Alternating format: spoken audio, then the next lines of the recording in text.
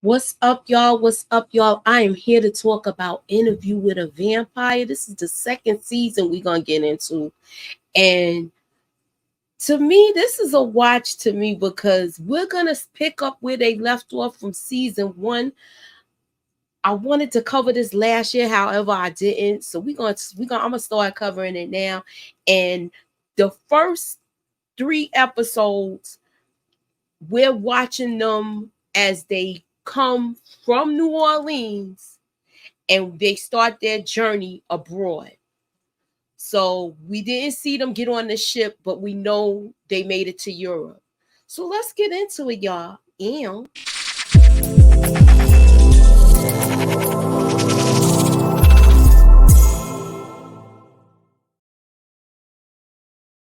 I got a couple of fun facts and everything here for you because they changed the character Claudia. And the reason why they changed her, did you know the girl that was in the previous Interview with a Vampire, the previous Claudia, she was in the movie Avatar, so they had some type of schedule conflict. That's why she's not in this season. But she's missed. Don't get me wrong. I like the new character. I like the new Claudia, but I was a fan favorite of the other one, but she is just as funky as Bailey Bass. The new Claudia is played by Delaney Hayles. So she has her little spunk, but I still miss the first one. So, but like I said, she's in Avatar, y'all. I did not know she was in the movie Avatar. But let's get into it. So now we know that Daniel Malloy is basically picking up where he left off, and he found out in the last episode of one that Ahmad is Louis' love of his life.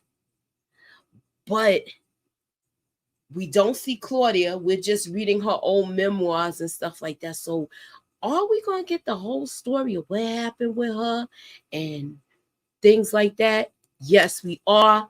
I'm so ready to hear it. Moving on. So Ahmad, to me, he is so classy. He's a 500-year-old, I think it's, yeah, from 500 years ago. So he's the oldest vampire. He's even older than Lestat, y'all. So he's got power. He can stay out in the light longer. He doesn't need as much sleep. And he does have the gift of flight, just like how Lestat has. And we also find out, he's kind of standoffish and he's not revealing too much of himself, but he is participating in the conversations.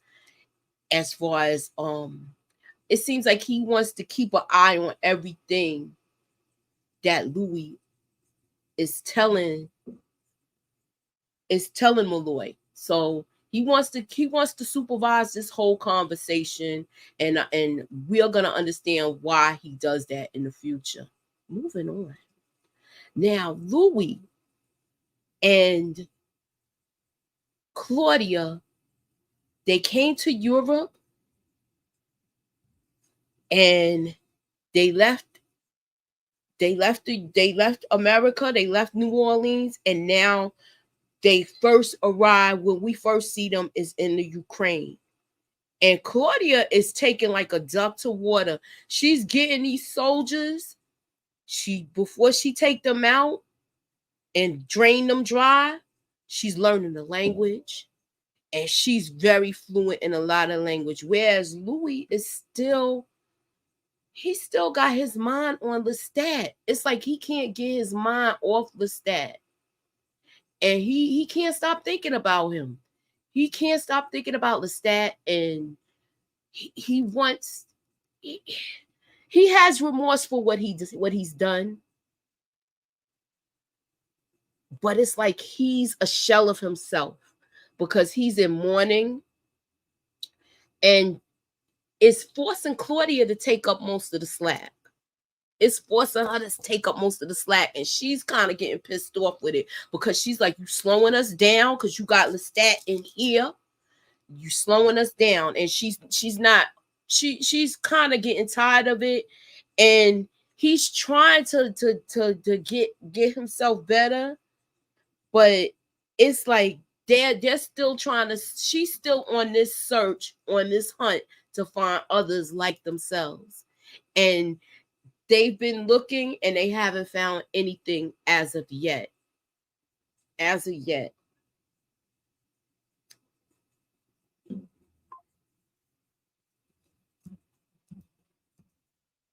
So Claudia and Louis have a cover story. They are traveling as father and daughter. But it's like he's saying they're searching for he's searching for his wife. And they have a picture of her, but they also, being that they're black, they gotta act like they servants and stuff. Whereas I'm sure if they would have did this journey like they were supposed to with Lestat, they would have been in comfort. But now they've been sleeping underground in holes. They haven't been really eating. They haven't really been feeding off of humans. Well, Claudia has. You know, Louis, he takes a while. It takes him a while to eat, if he's going to feed off of humans, though. So he's not feeding off of humans. He's still eating rats and things of that nature. But what touched me the most about this episode was Louis, when they get to Romania, they have to go into like a shelter system because they're watching everything go on and they're seeing the soldiers take out people with the pow-pows that's in the coffins. So they're taking out, and she's telling Louis, they got to be doing this because it's people like us around. They got to be doing this because it's people like us around. And he's still being skeptic. He's like, of course they're doing this because this is the old country. They're used to seeing things like that. But she's like, no, I know it. I know it in my heart that it's vampires around. They've been going to old graves, old caves, and they have not found anything. But they did meet with some nice people to seek shelter. And this is due to the war. They have traveled all the way from the Ukraine to Romania. So now they're in Romania and they meet a woman, and she basically helps them. And they meet Emilia. So they meet her, and she's, how can I say? She's a spunky one too, but she's telling them what's dangerous out there. Some people that sometimes soldiers don't know the war is over. It could be wolves. But at first she does say other things, but then he recollects his memory and he realizes that Emil did not want to speak about what or the other things in front of Claudia because she still sees Claudia as a child. She still looked at as a child. So she had to go off and talk to children for Louis to get this information and to get more of what was going on. And it's I keep forgetting she's like 100 and something years old, but in a human's eyes, she looks like a child still. So she's taken and led off to talk to, to play with children. And she don't play with children like that no more. And the little boy that did do something to her, he put like some kind of mark on her face. He put some kind of mark on Claudia's face and called her a crow. And she knocked him down because they gave them, there was nowhere else for them to sleep. So they had to sleep in the boiler room. The boiler room was warm and it's secluded from everybody. So this is like the perfect thing for them to be in the boiler room. They got food there because the rats. And they're still going over whether or not they should look and continue to look to see if there's more vampires. Okay. Moving on. She goes through the cave. She's not. I think it was a dare. It was a dare that they sent Claudia on the kids. They was like, whoever goes in the furthest into that hole is the winner. And she's like, well, what do you win? There's no prizes. Everybody's poor. So, she just, she has no use for this. She just goes through the hole and she walks back there, but she does go in the woods and she sees something that is very familiar to a vampire, but it is very, very old. And it does heal with the telepathy, but it's something a little off with this dude. But she runs back and she tells Louis that she fell out of a tree, and she also tells him what she saw.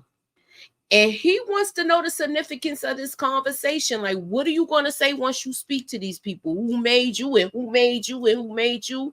And what are you looking for? Are you looking for God, Claudia? So, but I'm glad that she explained it the way she explained it to him. She said, the only vampires I know is you, Lestat, the one that Lestat made, the woman. The other one that was mean to her, Bruce, which she calls the MFer. So she wants to know if there's any nice ones out there. Is there anybody out there where she could feel like she's a part of a family more so than others? She wants to belong somewhere, and she, to me, it seemed like Louis is not enough for her, and Claudia is not enough for Louis. That's how I saw it. But I enjoyed this episode though. So they meet Morgan, and he's he understands English. They know that they're American, and he also tells Morgan his real name. And Claudia was so upset about this. Like, you telling people your real name? What are you trying to do? Get to know these people? She knows they passing through. She knows that she's telling them, look, you breaking rules that we not supposed to do, or whatever the case may be. But Lestat never broke down rules to them at all. So he's just living his life how he lives it, and he just, goes out at night, does what he wants to do, and then by day he's, they was in the holes and stuff. Meanwhile, he talks when they go back to talking to Daniel Malloy. He has so much gratitude for Malloy because he actually realized when they went back into that boiler room that night to go to sleep, she kept saying she doesn't dream. But I remember from this first season, Louis describing his dreams to Lestat. So he knows that they dream, but she was under the assumption that they don't dream. But as she's sleeping, he's seeing her twitch. So he's seeing her dream, and he's seeing her have a nightmare. And to me, I think this is the nightmare that she is having about Bruce. He was really, really cruel to her, that man. And I wish they would go back to show how she got away. I would love to see how she got away from this man. Because they only show her when and I know I'm going back to the first season. They only reason why she gets discovered, because remember, Louis was reading the papers and he was finding all these bodies at the colleges. So they assumed it was her. But I believe it was Bruce and her, but Bruce was telling her that she was being very sloppy and that she had no manners and stuff like that. So and she learned stuff from him too now. But he was really a mean person. He did harm to her. He did harm to her and messed her up. And that was everything that Lestat warned her about. So They find that vampire out in the woods again. They set up a trap, and they set up a wounded soldier, and this vampire comes and pounces on that prey that they left for him. But it seemed like Louis was like, nah, he not like me. And she's explaining, you one of us. And he's like, you not like me, because he's seeing how bad he look and how like he looks like ghoulish. And when all of this is going on, all of a sudden out of nowhere comes a woman to attack Louis. And Louis and her start fighting. And then Claudia attacks the other vampire because he goes to save that woman vampire, the vampiress that's being attacked. And Claudia jumped on top of him and ripped his eyes out, y'all. Ripped his eyes out. And the mother was like, now he's no good. He can't even hunt anymore without his eyes. And it's a child. She realized she destroyed a child also because she heard them talking and speaking the language, and you heard the other vampire hollering out, mama, mama, mama, mama. So now she realized she took out a child, but the other vampstress actually had to take out her own child because she felt like, what good is he now? He can't even hunt. But she walked slow enough away so Louis and Claudia would follow. And when she followed, we see them at, when she follows, we see them at her house. It's like a cottage. And Louis breaks it down. He says, the blood is bad here. It's so much sadness. And that sadness that is coming from the blood is making us sick. So he was like, why don't you come back to America with us? So they was deciding to go home at this point. And Claudia actually gives her some of her blood, I guess, so she can re-energize. And she the way she described it, she said it was like cream coming to the top. So basically it was like freshly churned butter. I'll say it like that. But what shocked me the most about it, I thought she was going to be a part of them, because remember in the original Interview with a Vampire, Louis found Claudia a mother, so I thought it was going in that direction. No, it didn't go that way. This woman threw herself into the fire and took herself out. It was crazy to me. It was crazy to me, and it was something that they wasn't used to seeing someone like that self-harm themselves. So that was crazy. That took them aback too. Louis talks to Malloy about her dream. He is thankful that he was able to get so much out of that conversation, because he's starting to remember more. And being that he's starting to remember more, those pages that was ripped out of Claudia's journal, Louis wants to read them. And he confronts Armand about it. He wants to know, he wants to read it, but Armand, he doesn't like where this is going. He doesn't like where it's going. He feels like you're telling too much, and this could really be bad for their situation. It could really be bad for their situation. So he doesn't like the fact that he's telling all of this, and he wants to have more control over the conversation. He wants to know where this is going. He wants to make sure that he's not telling too much. So I get it. I want to see where this goes, because now we find out at the end. I like, okay, before I get to that conversation, I love the fact that he let her know, look, it's just me and you. I might mess up, you might mess up, but we have to protect each other. So he's telling her, like, I don't have all the answers, but I'm going to try to make this work. I'm going to try to make this work. I might mess up, you might mess up, but we have each other. So I like the fact that they did that. But we see that he's going to start talking to Amon now, Malloy. And Amon don't like Malloy. He feel like he's very cocky. He feels like he's not receiving this gift that they are giving, that they are bestowing on him.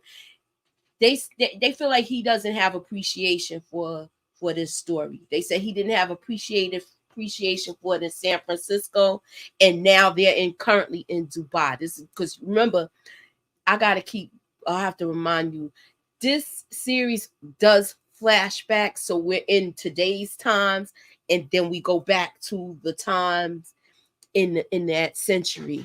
So we're finding out a lot more about Claudia, the relationship between Claudia and Louis and their journey. And we also know too that Lestat is not fully gone. He's in that garbage field. He's in Louis' mind, and he's in Louis' heart. So yeah, so it right here, this is it. It's crazy to me, but I enjoyed this episode because now they're gonna really dig deep. They're in France. They end up hitching a ride to France, and now we're gonna see where this takes off. So if you have not subscribed to my channel, please subscribe. It's Moochilla's Reviews. Hit the like, hit the share, put me up in that algorithm, y'all. Holla at your girl. I like this. I'm into it. I'm really into it. I'm trying to figure if I'm gonna go live to talk about it. I really want to, because I am enjoying this series. I enjoyed it from the first season. And if you do not know where to catch this, it's on AMC, and it is also, if you have the Samsung TV, and if you have, they have an AMC channel on the new TVs, the smart TVs. You can see this on there. They are showing the new episodes. I don't have an exact time schedule, but they are showing them. It to me, what can you lose? You can check it out. I like the show. It's Interview with a Vampire, Anne Rice. I'm your girl, Moochilla's Reviews. Thank you for watching. Hit that like.